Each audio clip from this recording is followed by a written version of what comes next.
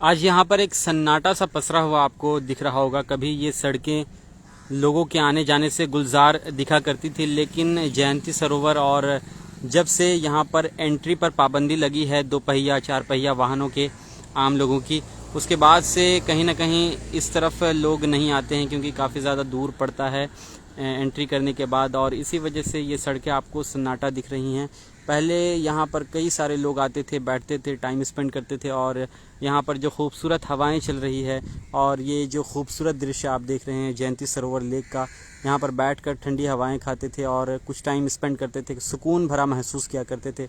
और कई सारी लोगों की यादें यहाँ से ज़रूर जुड़ी हुई होंगी। हम लोगों की भी कई सारी यादें यहाँ से जुड़ी है। हम लोग यहाँ पर आकर जब 5 साल पहले 7 साल पहले आकर टाइम स्पेंड करते थे अपने दोस्तों के साथ है, लेकिन अब कहीं ना कहीं सिर्फ़ और सिर्फ यहाँ पर सन्नाटा दिखता है और आपको लेक के चारों तरफ एक बहुत ही खूबसूरत नज़ारा, खूबसूरत दृश्य देखने को मिलेगा, जहाँ हवाएं भी चलती है और एक अभी बरसात का मौसम है और जब रुक रुक कर बारिश हुई जिस वजह से लेक में भी काफ़ी ज़्यादा पानी भरा हुआ है, तो देखकर काफ़ी खूबसूरत एहसास और काफ़ी याद यहाँ इस तस्वीर को देखकर लोगों को पुरानी यादें ताज़ा हो जाएंगी। क्योंकि जिस तरह से यहाँ पर माहौल होता था पहले, जब पार्क आते थे और जब ख़ासकर आपको लेक आना होता था, तो यहाँ पर बाइक्स वगैरह से लोग आते थे, अपनी अपनी प्राइवेट गाड़ियों से आते थे और ठहरते थे, पार्टी वगैरह करते थे, टाइम स्पेंड करते थे। तो कहीं ना कहीं बोटिंग का भी एक बहुत ही पुराना एक यहाँ रहा है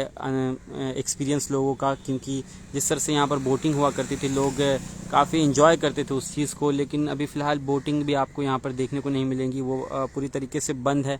और अगर आप तस्वीरों में देखेंगे, मैं जूम करके दिखाऊं आपको, तो ये वो बोटिंग स्टेशन है जहाँ से बोटिंग्स के लिए लोग इस लेक के चारों तरफ घूमा करते थे। और आजकल ये लेक बस इसी तरह से आपको दिखेगा, खाली खाली। और फ़िलहाल कई महीनों से लगभग हम कह सकते हैं कि बोटिंग्स यहाँ पर नहीं हो रही है, बंद है। लेकिन इस खूबसूरत नज़ारे को और इस खूबसूरत दृश्य को देखकर वाकई में पुराने दिन लोगों को याद आ जाएंगे, जिस वजह से लोग यहाँ पर आते थे अपने दोस्तों परिवारों के साथ, और एक चहलकदमी यहाँ पर काफ़ी ज़्यादा देखने को मिलती थी। लोगों की भीड़ भाड़ भी काफ़ी ज़्यादा यहाँ पर रहा करती थी। लेकिन अब एक सन्नाटा सा पसरा हुआ है और अगर आप देखेंगे बहुत खूबसूरत नज़ारा यहाँ का लगता है। बहुत सारे पेड़ पौधे और हरियाली, जो हमारे झारखंड की संस्कृति, सभ्यता और हमारे झारखंड की खूबसूरती रही है कि यहाँ हरियाली हर तरफ है। और झारखंड जो शब्द है ये जंगल, वृक्ष, दरख्त, पेड़ पौधों से ही बना है, और उसी को लेकर यहाँ पूरे जमशेदपुर ही नहीं बल्कि पूरे झारखंड में आप कहीं भी जाएंगे तो आपको पेड़ पौधे, हरियाली, पहाड़, यही चीज़ देखने को मिलेगी जो इस राज्य को दूसरे राज्यों से अलग बनाती है, अलग करती है। और यही वजह है कि इस राज्य में आकर लोग घूमना काफ़ी ज़्यादा पसंद करते हैं। पर्यटन के क्षेत्र में झारखंड काफ़ी आगे बढ़ा है इन कुछ सालों में। लेकिन सबसे महत्वपूर्ण जो चीज़ है वो झारखंड सरकार को भी ध्यान देने की ज़रूरत, आवश्यकता है कि झारखंड एक पर्यटन का बहुत बड़ा केंद्र है। यहाँ पर्यटन के माध्यम से और पर्यटक अगर आते हैं तो उससे काफ़ी ज़्यादा रेवेन्यू जनरेट हो सकता है।